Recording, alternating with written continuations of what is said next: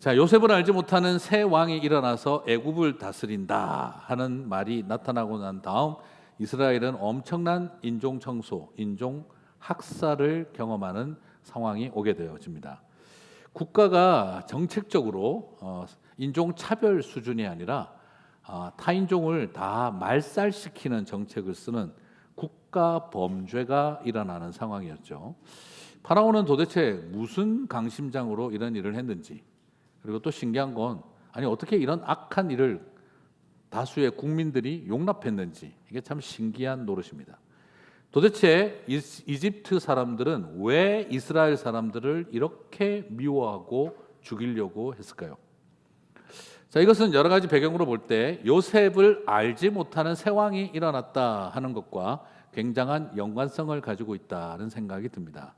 자, 요셉을 알지 못하는 새 왕, 어떤 왕일까요? 애굽 역사 시간에 F를 받았다. 낙점을 했다. 그래서 요셉을 모른다. 이건 조금 너무 나이반 이야기가 될 것 같고요. 이것은 다름이 아니라 애굽 요셉과 역사적으로 단절이 된 새로운 왕조, 다이너스티가 일어났다라고 보는 게 좋을 것 같습니다. 다시 말씀드리면 통일 신라가 끝나고 고려가 시작되어졌다. 고려가 끝이 나고 조선이 시작되어졌다 하는 것처럼 다이너스티, 왕조가 바뀌었다라고 보는 게 적절하지 않겠나 싶습니다. 그렇다면 요셉을 총리 대신으로 세우고 아시아계의 이민을 받아들인 이집트 왕은 누구며, 그리고 지금 모세가 태어나기 전에 이렇게 이스라엘 사람들을 죽이려고 했던 이집트의 왕조는 어떤 왕조였을까? 그게 궁금해지죠. 이것을 위해서는 출애굽의 연대를 대충 파악을 해보면 어떤 이집트의 왕들이 있었는지를 알 수가 있겠습니다. 성경에는 몇 가지 이를 알 수 있는 단서가 있는데요. 오늘 제가 신학대학원 다닐 때 기말고사 답안지를 공개하도록 하겠습니다. 그때 시험이 뭐였냐 그러면 출애굽의 연대가 BC 15세기라는 것을 성경 구절 3개를 이상 인용하여 증명하라. 상당히 어려운 시험이었는데 그때 정리를 한번 해보겠습니다. 우리가 알고 있는 것처럼 유대가 멸망하고 예루살렘이 멸망해서 바벨론에게 포로로 끌려간 시기가 역사에서는 BC 587년으로 역사적으로 정리가 되어 있습니다. 그럼 그 기준점을 잡고 거꾸로 올라가 보겠는데요. 흥미롭게도 솔로몬이 예루살렘 성전 공사를 시작한 날이 출애굽을 기점으로 계산이 나옵니다. 왜냐 그러면 유대인들은 출애굽 때부터 이스라엘의 달력이 시작점을 잡았기 때문이에요. 그래서 많은 것을 이스라엘 역사의 첫 시작점을 출애굽으로 보고 있기 때문에 모든 그 달력들이 이것과 연관이 되어 있습니다. 열왕기상 6장 1절 같이 읽어보겠습니다. 이스라엘 자손이 애굽 땅에서 나온 지 480년이요 솔로몬이 이스라엘 왕이 된 지 4년 12월 곧 둘째 달에 솔로몬이 여호와를 위하여 성전 건축하기를 시작하였더라. 자, 솔로몬이 예루살렘의 성전 건축하기로 시작한 날이 출애굽한 다음에 480년이 되었던 때인데 이때가 솔로몬 4년 차였다라고 이야기를 합니다. 자, 그러면 솔로몬 4년 차부터 이스라엘이 멸망할 때까지 딱 나오는 게 하나 있으면 계산하기 깔끔할 텐데 이게 조금 애매하게 나와 있습니다. 중간에 겹치는데요. 에스겔서에서 에스겔에게 예루살렘 성이 얼마 동안 있었고 이게 멸망 하나님의 심판이 임하는지를 에스겔 선지자가 예언했던 내용이 나오죠. 에스겔 4장 5절에서 6절입니다. 하나님 말씀하시죠. 내가 그들의 범죄한 횟수대로 내가 날수를 정하였나니 같이 읽겠습니다. 곧 390일이니라. 너는 이렇게 이스라엘 족속의 죄악을 담당하고 그 수가 차거든 너는 오른쪽으로 누워 유다 족속의 죄악을 담당하라. 내가 내게 40일로 정하였나니 하루가 1년이니라. 자, 예루살렘이 세워지고 역사가 며칠 된 것을 날수로 설명을 했지만 연수라고 말씀을 했어요. 그래서 390 더하기 40을 하니까 430년이라고 나오죠. 그런데 여기에 지금 겹치는 게 있습니다. 바로 솔로몬과의 4년이 이게 겹치고 예루살렘은 누가 만들었습니까? 하나님. 이러시면 안 되죠. 지금 예루살렘은 누가 수도로 만들었냐면 다윗이 만들었어요. 다윗이 예루살렘을 수도로 딱 정한 것이 나오는데, 그런데 여기에서 그러면 다윗이 그러면 계속 예루살렘에 있었던 게 아니라 열왕기상 2장 11절을 보시면 다윗이 이스라엘 왕이 된 지 40년이라 헤브론에서 7년 동안, 수도가 그때 헤브론이었죠. 예루살렘에서 33년 동안 다스렸더라라고 합니다. 그러면 순수하게 지금 겹치는 거를 빼면, 그죠? 33년 더하기 솔로몬 4년 37년을 빼면 됩니다. 그래서 다시 계산을 드리면 출애굽 연도는 BC 587년을 기점으로 해서 430년을 더하고 480년을 더한 뒤에 37년을 빼면 나옵니다. 고도의 산수가 아닙니다. 네, 여러분의 유치원의 명예를 걸고 계산 바로 하시면 답 나옵니다. 그러면 BC 1460년이 됩니다. BC 1460년경에 출애굽이 되어졌다는 것이죠. 이해가 안 가시는 분은 집에 가셔서 다시 영상 보시면서 겹치는 거 계산하고 빼시면 금방 나옵니다.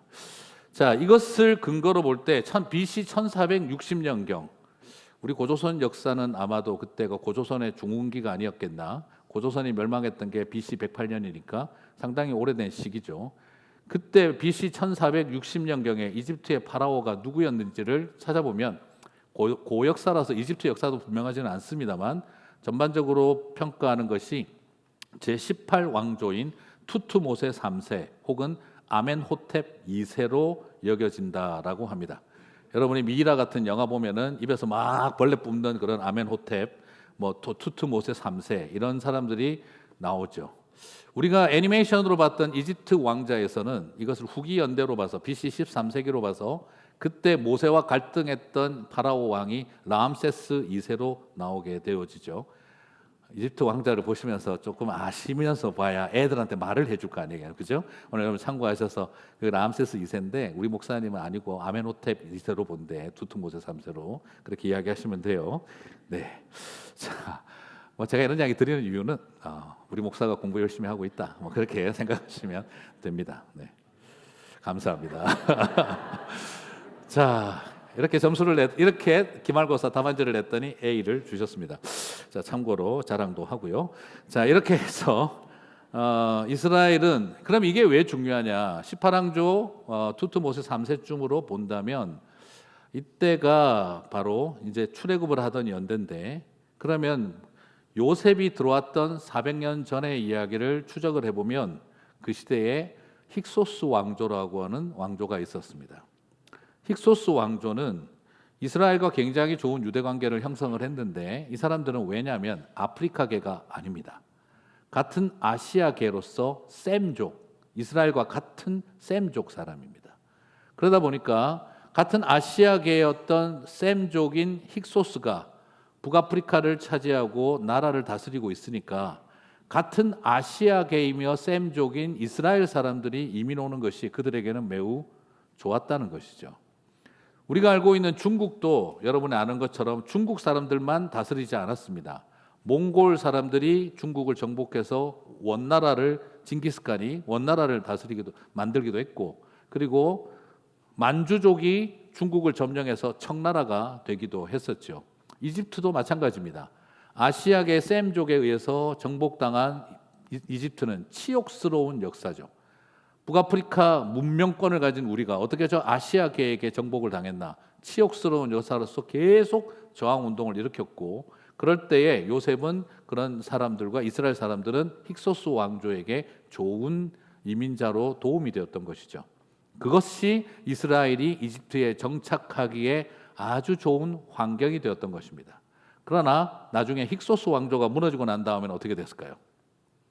아시아계에게 침략당하여 나라를 빼앗긴 그 분노와 원망이 남아있는 이스라엘 사람들에게 다 쏟아져 버린 것이죠. 그래서 반아시아 정서가 생기고, 당연히 그것은 엔타이 이스라엘이라고 하는 그 분위기로 넘어갈 수밖에 없었다라는 것입니다.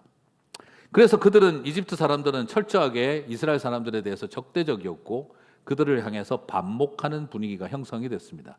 그렇기 때문에 인종 청소와 학살, 이것이 형성되게 된 사회적 역사적 배경이 있었다라는 걸 보게 되어지는 거죠. 자, 그렇기 때문에 이집트 사람들은 만약에라도 쫓겨난 힉소스 왕조가 다시 거꾸로 공격해 들어오면 야, 이거는 지금 우리 안에 있는 빨치산이고 이건 남로당 같은 것들이다라고 굉장히 부정적으로 여기게 됐다라는 것이죠. 그래서 출애굽기 1장 9절에서 10절을 보시면 그 배경을 그 분위기를 볼 수 있습니다. 같이 읽겠습니다. 그가 그 백성에게 이르되 이 백성 이스라엘 자손이 우리보다 많고 강하도다. 자, 우리가 그들에게 대하여 지혜롭게 하자. 두렵건대 그들이 더 많게 되면 전쟁이 일어날 때에 우리 대적과 합하여 우리와 싸우고 이 땅에서 나갈까 하노라 하고. 자, 파라오 왕은 그들의 마음속에 이스라엘에 대한 두려움 그리고 그 속에 포비아가 존재하고 있다는 것을 발견하게 되죠. 그러면서 그들은 나중에 힉소스가 다시 공격해 들어오면 우리의 대적이 될 것이니까 얘들 다 죽여버리자.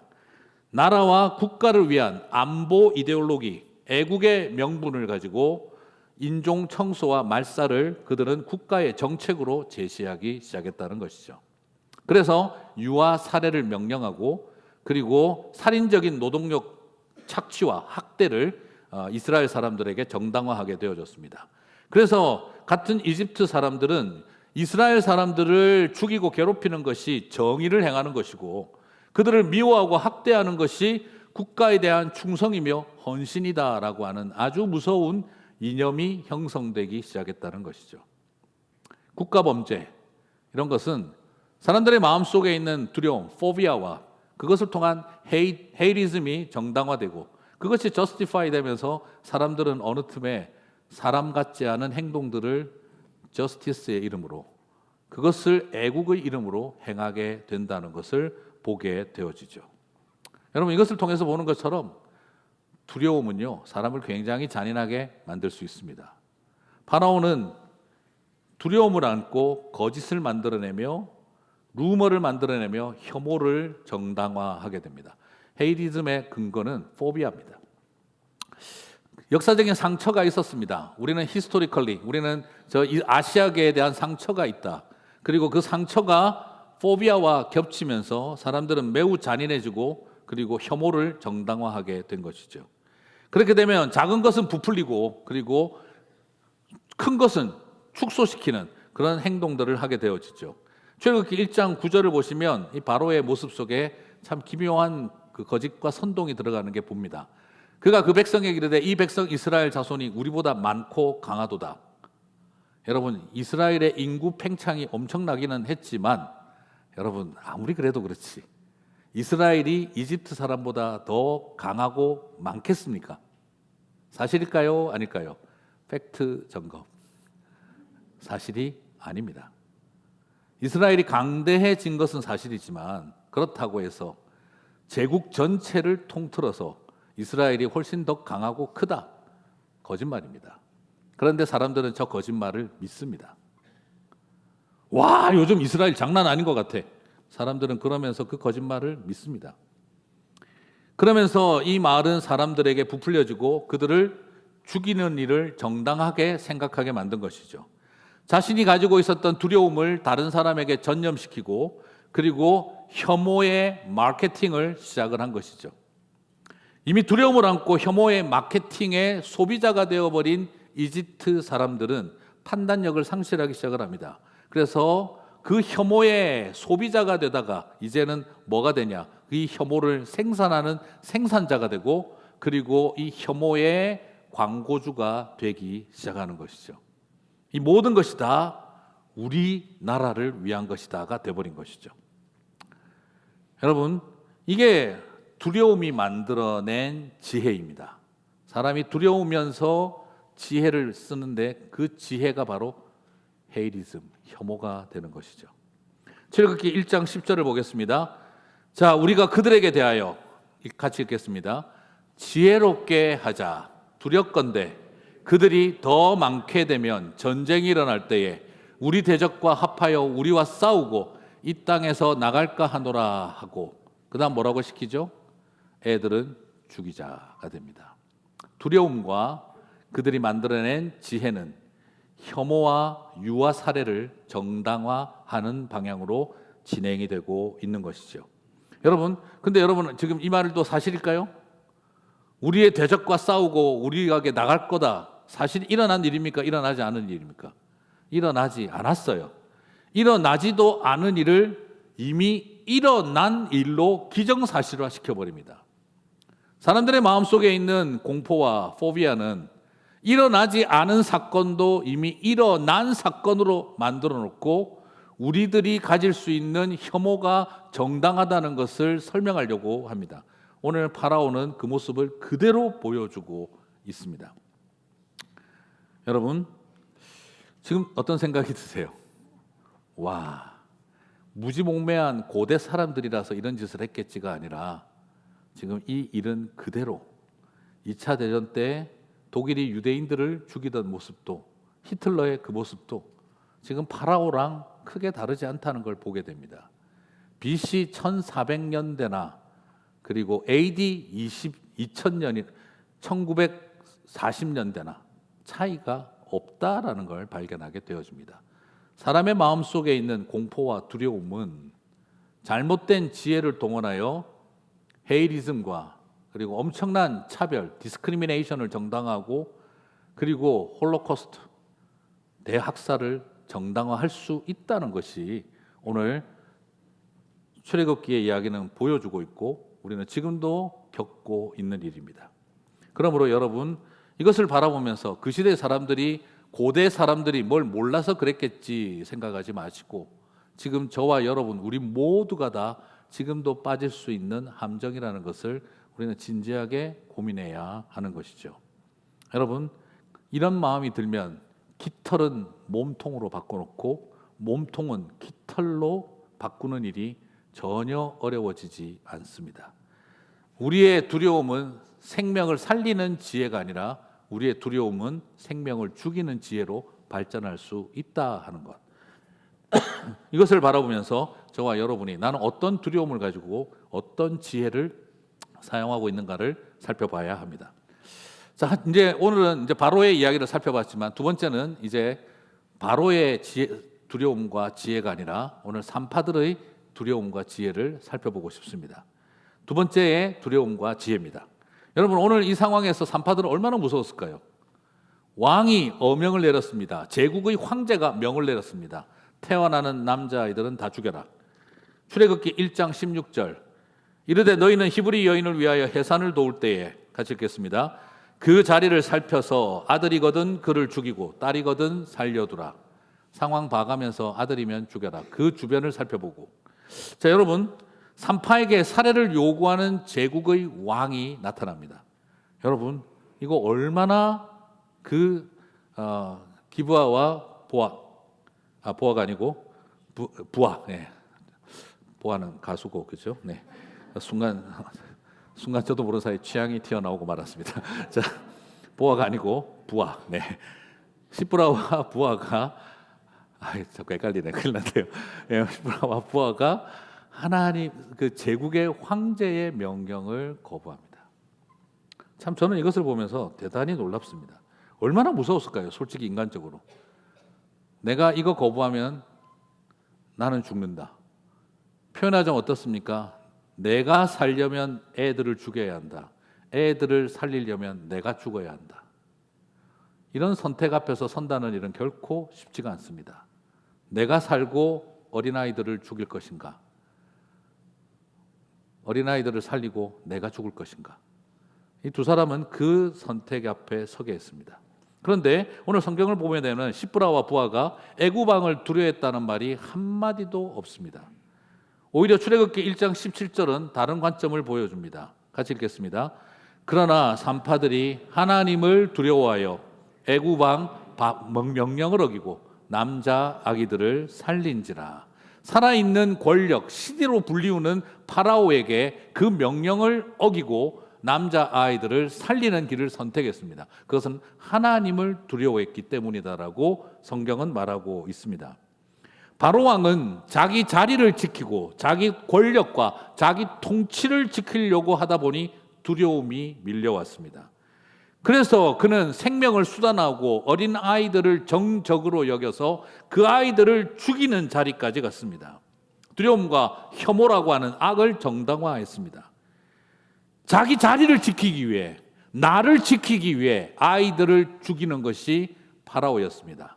그러나 산파들은 정반대의 길을 갔습니다.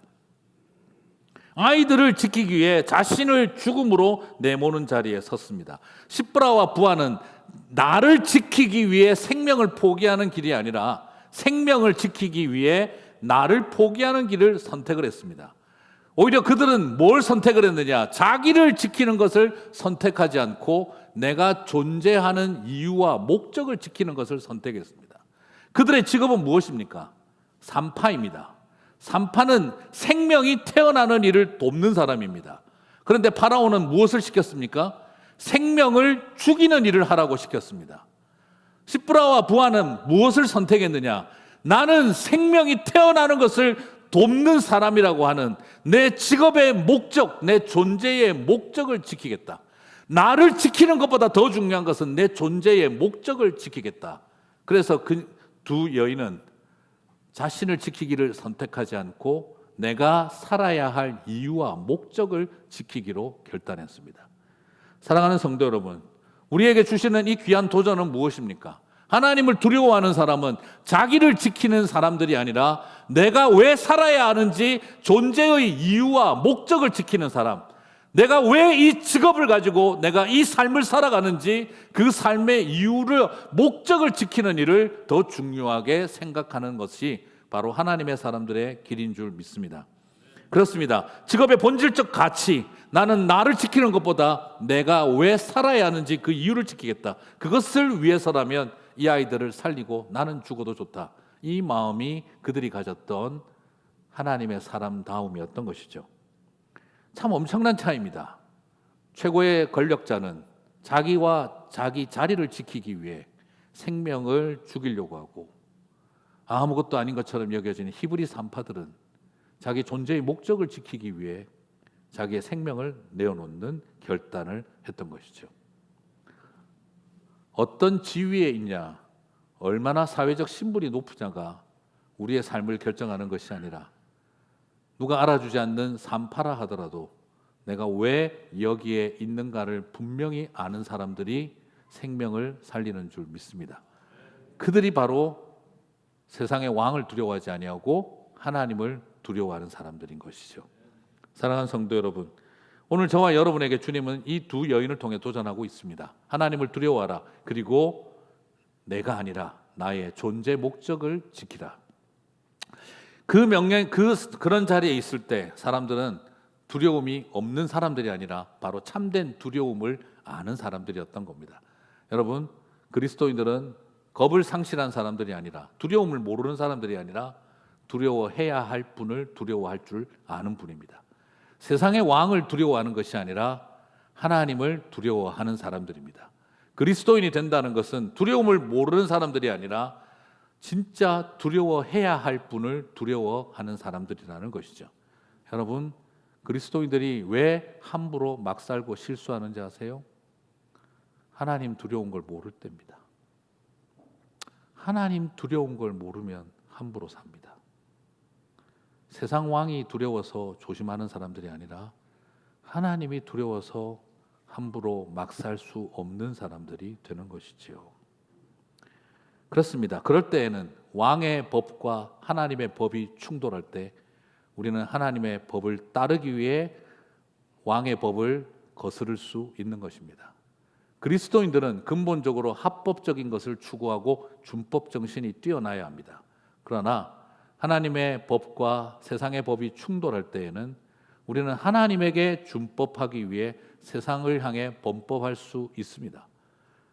세상의 법에 준법하기 위해 하나님을 향해 범법하는 사람들이 아니라 하나님의 법을 준법하기 위해 세상의 법을 거슬러야 할 수 있는 것입니다.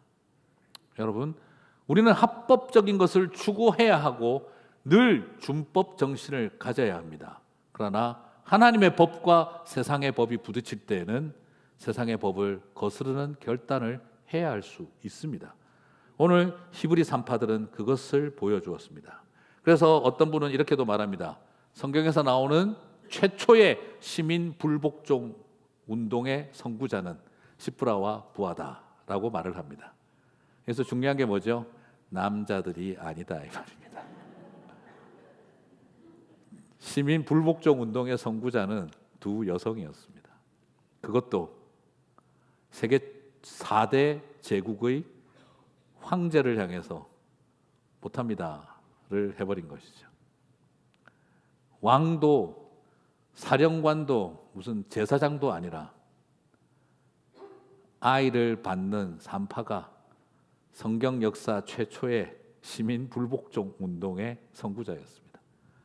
저는 이것을 바라보면서 참 놀랍다는 생각이 듭니다. 하나님의 사람들은 신분과 사회적 지위를 중요하게 생각하지 않습니다. 제국의 황제 앞에서도 자신의 길을 선택할 수 있는 사람들인 것이죠. 사랑하는 성도 여러분, 저는 이 모습을 보면서 이분들이 또 그러나 참 놀라운 것은 참 지혜로워요. 예. 그런 상황이 딱 왔어요, 그죠? 지혜로워요. 왜 그랬냐 하고 물어봅니다. 여러분 이렇게 참 시민 불복종 운동을 할 만큼 강한 사람은요, 우리가 언필칭 그냥 뭐 단순 무식 과격이 아닐까 싶지만 그렇지 않아요. 예, 시브라와 부하는 참 지혜로웠습니다. 출애굽기 1장 19절에서 파라오 앞에 대답합니다. 산파가 바로에게 대답하되, 같이 읽겠습니다. 히브리 여인은 애굽 여인과 같지 아니하고 건장하여 산파가 그들에게 이르기 전에 해산하였더이다 하매. 참 지혜롭게 대답을 하는데, 물론 또 이걸 보고 어떤 분들이 묻더라고요. 기독교인이 거짓말해도 됩니까? 뭐 공익적 거짓말은 가능합니까? 윤리적으로 이런 걸 자꾸 물어보시는데 제가 좀 짜증이 나서 화를 낸 적이 있습니다. 지금 권력이 국가 권력을 동원해서 유아 살해를 명령하고 있는 때에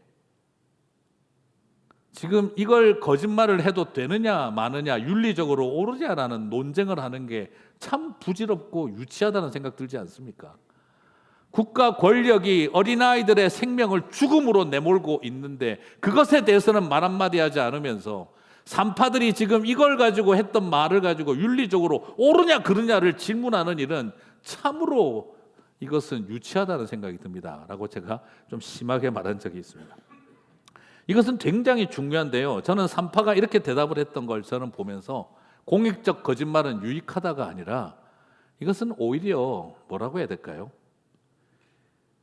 권력 앞에서 쫄지 않는 하나님의 백성들의 지혜로운 강인함이라고 저는 말씀드리고 싶어요. 지금 이거는요, 거짓말하는 수준이 아니라 파라오를 갖고 노는 겁니다. 들었다 놨다 한 겁니다. 파라오가 뭐라고 그랬습니까? 주변 눈치 봐가면서 죽이라 그랬죠. 지금 그걸 딱 이용을 한 거예요. 벌써 순풍순풍 했던데요. 말을 못하는 거예요. 이 말 듣고 파라오가 뚜껑 열려서 얘들 죽여라 못하는 거예요. 지금 이것은 거짓말이다, 살기 위해서 거짓말도 해도 된다 이런 말이 아니라 이미 죽음을 각오한 이 여인들은 파라오를 조롱하고 있는 겁니다. 저는 이것을 힘없는 백성들이 절대 권력 앞에 있지만 힘이 없지만 지혜로운 백성들의 해학과 풍자라고 저는 말씀드리고 싶어요. 하나님이 그들의 집안을 얼마나 그분들을 좋게 보셨겠어요. 저는 아마 이 말씀하실 때 하나님이 하늘에서 박수를 치고 웃으셨을 거예요. 와, 정말 시브라 부하, 얘 정말 잘한다, 멋지다.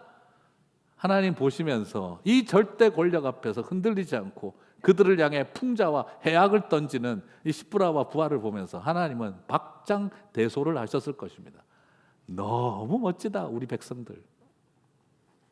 여러분, 그래서 하나님 어떻게 합니까? 출애굽기 1장 20절 21절 하나님이 그 산파들에게 은혜를 베푸시니 그 백성은 번성하고 매우 강해지니라. 같이 읽겠습니다. 그 산파들은 하나님을 경외하였으므로 하나님이 그들의 집안을 흥왕하게 하신지라. 저는 이걸 보면서 웃었습니다. 우리 하나님도 진짜 멋쟁이다. 지금 이 분위기 어땠을 것 같아요? 보면서 시브라와 부하가 우리가 가기 전에 다 놓던데요. 그 말 딱 할 때 하나님이 박수를 치고 웃으면서 뭐라고 하셨을까요? 야, 가브리엘 빨리 와봐. 이 사람들 빨리 경계차원에서 복 좀 줘. 와, 너무 잘한다. 너무 잘해. 사이다 먹은 것 같아. 군고구마 먹던 참내 상황에서 나 지금 사이다 먹은 것 같아. 격려 차원에서 좀 축복 좀 줘. 저는 우리 하나님이 진짜 멋쟁이라고 생각합니다. 제가 봐도 그러고 싶었을 것 같아요. 여러분, 우리 크리스찬들 안에 좀 이런 해학과 유머러스한 강인함이 있었으면 좋겠습니다. 여러분, 제가 유머러스한 강인함을 좀 갖자고 하는데도 계속 이러고 계시면 어떻게 해야 될지 모르겠어요. 절대 권력이 죽이겠다고 달려드는 자리에서도 여유로운 유머와 풍자와 해악을 잃지 않는 사람들이 하나님을 두려워하는 사람들인 줄 믿습니다. 저는 그렇게 우리 모두가 살았으면 좋겠어요. 이 세상 앞에서 어떤 상황이 오더라도 깐족깐족거리지 마시고 여유롭고 유머러스하게. 그래요. 우리 백성들이 참 건강한 것 같아요. 참으로 죽이지도 못하고 살리지도 못하는. 그래서 하나님이 보시면서 야, 내 백성들 좀 복 좀 줘라. 너무 잘한다. 저는 이렇게 쿨하고 힙한 하나님의 백성, 하나님이 참 좋습니다. 우리 그렇게 멋지게 좀 살았으면 좋겠습니다. 혐오와 폭력으로 세상을 다스리는 왕이 아니라 사랑과 해악으로, 웃음으로 이 세상 속에 참된 두려워할 자가 누군지를 보여주는 하나님, 저는 그분이 참 좋습니다. 하지만 마지막은 여러분 개운치는 않죠. 결국 유아들을 나일강에 다 던져버리게 합니다. 출애굽기 1장 22절. 그러므로 바로가, 같이 읽겠습니다. 그의 모든 백성에게 명령하여 이르되 아들이 태어나거든 너희는 그를 나일강에 던지고 딸이거든 살려두라 하였더라. 여러분, 권력의 심장에 털이 난 권력은 이제 더 이상 앞뒤 가리지를 않습니다. 그래도 눈치를 봐서 산파들에게만 겨우 명령해서 주변 봐가면서 죽이라고 하던 파라오는 이제는 겁을 상실했습니다. 두려움에 빠진 그는 이제 더 이상 정신을 못 차립니다. 모든 백성들에게 명령합니다. 남자아이들은, 히브리 남자아이들은 보는 족족 나일강에 던져라. 여러분, 악한 사람의 마음은 확장되고 더 하늘을 찌릅니다. 눈치도 보지 않습니다. 사람들이 뭐라고 하는지 신경 쓰던 바로 이제는 모든 백성에게 대놓고 보이는 족족 나일강에 던지라고 소리치고 있습니다. 권력의 광기가 극에 달하여 유아 살해가 정당화되고 있는 국가 정책이 되고 있던 시대였습니다. 여러분, 지금 이걸 보니까 그런데 살짝 어디서 많이 본 것 같지 않으십니까? 이게 지금 어디서 많이 본 것 같지 않으십니까? 그죠? 바로 아기 예수님이 태어날 때 그때 헤롯이 하던 모습과 똑같다는 것을 보게 되어지죠. 여러분, 그때에도 왕의 명령을 거부한 산파가 있었던 것처럼 헤롯 때에도 왕의 명령을 거부하고 돌아갔던 동방 박사들이 있었죠. 그리고 광기에 절어버린 헤롯이 베들레헴에 있는 어린아이들은 다 죽여버리라고 병사들에게 명령하던 때와 지금 파라오가 모든 백성들에게 이스라엘의 남자아이들을 죽이라는 모습은 하나도 차이가 없이 똑같이 오버랩되는 것을 볼 수가 있습니다. 결국 이것은 무엇을 말할까요? 저는 얼뜻 보고 이런 생각도 했었습니다. 하나님이 계신데 왜 이런 일이 일어나느냐. 그런데 어느 순간 깨닫게 되었습니다. 이렇게 미쳐버린 세상이기에 그 복판에 주님이 오셔야 했다는 것입니다. 이렇게 악한 왕의 권세가 하늘을 찌를 때에도 하나님은 그 세상 한가운데에 갈대 상자에 어린아이를 흘려보내며 모세를 태어나게 하셨고, 그리고 이렇게 광기가 넘치는 흑암이 엄습한 세상 한가운데에 하나님은, 아버지는 당신의 아들 예수님을 말구유에 태어나게 하신 줄 믿습니다. 사랑하는 성도 여러분, 이것을 꼭 기억하시게 되기를 바랍니다. 이 세상의 죄악의 권세가 하늘을 찌를 때일수록 하나님은 한 아기를 태어나게 함으로 당신의 역사의 터닝 포인트를 만들고 계시는 줄 믿습니다. 지금 내 삶에 아무것도 보이지 않고 어두움과 두려움만 가득하다 할지라도 여러분 절대 염려하지 마십시오. 보이지 않는 그 자리에 한 아기가 태어나서 80년을 더 기다려야 할 수도 있고 30년을 더 기다려야 할 수도 있겠지만, 그러나 하나님은 우리 가운데 당신의 역사를 반드시 시작하고 이루시는 줄 믿습니다. 그래서 모세는 말했던 것입니다. 내 뒤에 선지자가 온다. 신명기 18장 15절. 내 하나님 여호와께서 너희 가운데 내 형제 중에서 너를 위하여, 같이 읽겠습니다. 나와 같은 선지자 하나를 일으키시리니 너희는 그의 말을 들을지니라. 신명기의 이 모세의 약속은 어떻게 성취됩니까? 예수 그리스도의 부활을 통해 완성됩니다. 그래서 사도행전 3장 22절에서 사도 베드로는 부활하신 예수님을 선포하며 이렇게 말합니다. 모세가 말하되 주 하나님이 너희를 위하여 너희 형제 가운데에서 나 같은 선지자 하나를 세울 것이니 너희가 무엇이든지 그의 모든 말을 들을 것이라 하지 않았느냐. 그가 바로 예수다라고 선포했던 것이죠. 사랑하는 성도 여러분, 출애굽기 지난주 말씀 드릴 때 이야기 드렸죠. 출애굽기를 보면 예수님이 보입니다. 바로 지금 그 이야기들을 이루어가고 계신 것이죠. 사랑하는 성도 여러분, 주님은 이렇게 저와 여러분 가운데 약속하시고 말씀하시고 약속하셨으면 이루고 성취하시는 줄 믿습니다. 그렇습니다. 파라오는 억압하고 짓밟으면 다 되는 줄 알았습니다. 파라오는 광기를 부리고 내가 억압하고 다 죽이겠다고 소리치면 다 될 줄 알았습니다. 하지만 오늘 성경은 출애굽기 1장 20절은 우리들에게 이렇게 말하고 있습니다. 같이 읽겠습니다. 그 백성은 번성하고 매우 강해지니라. 다시 읽겠습니다. 그 백성은 번성하고 매우 강해지니라. 여러분, 우리가 강해지고 우리가 번성하는 게 아닙니다. 누가 하십니까? 하나님이 번성하게 하고 강하게 하십니다. 이 세상 왕이 광기에 빠져 칼을 휘둘러도 하나님은 당신의 백성들을 기필코 번성시키시고 강하게 하실 것입니다. 여러분, 내가 하는 게 아닙니다. 주님은 아무것도 할 수 없는 것처럼 절망적인 이스라엘 백성들 안에서 번성하고 강하게 하셨습니다. 그 번성하게 하시고 강하게 하심이 오늘 저와 여러분에게도 역사하실 줄 믿습니다. 그 소망을 안고 살아가고 살아내어가는 하나님의 자녀들 되시기를 주님의 이름으로 축복합니다. 우리도 함께 자리에서 일어나셔서 찬양하고 마치겠습니다.